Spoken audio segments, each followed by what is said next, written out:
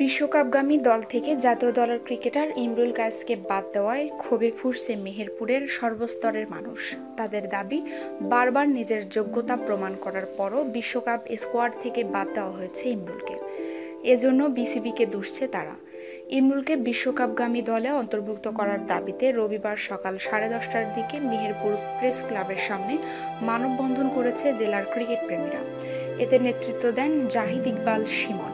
উপস্থিত ছিলেন ক্রিকেটার সাইদুর রহমান উজ্জ্বল, মিলন হোসেন, মাসুদ রানা, আরিফুর রহমান ডলার সহ জেলার সর্বস্তরের মানুষ। মানববন্ধনে বক্তারা বলেন, বেশ কয়েকটি সিরিজে ইমরুল কায়েস ধারাবাহিকভাবে ভালো খেলেছেন। তামিমের যোগ্য উত্তরসূরি হিসেবে বারবার নিজেকে প্রমাণ করেছেন। অথচ ডানহাতি বামহাতি কম্বিনেশন দেখিয়ে তাকে জাতীয় দল থেকে বাদ দেওয়া হয়েছে, যা বিশ্বের কোনো দলের ইতিহাসে নেই। বারবার নিজের যোগ্যতা প্রমাণ করার পরও কিভাবে বিশ্বকাপ দল থেকে তাকে বাদ দেওয়া হয়, এ নিয়ে বিস্ময় প্রকাশ করেছেন বক্তারা। ইমরুল কায়েসকে দ্রুত বিশ্বকাপ দলে অন্তর্ভুক্ত করা না হলে আগামীতে কঠোর কর্মসূচি নেওয়া হবে বলেও হুঁশিয়ারি দেন তারা।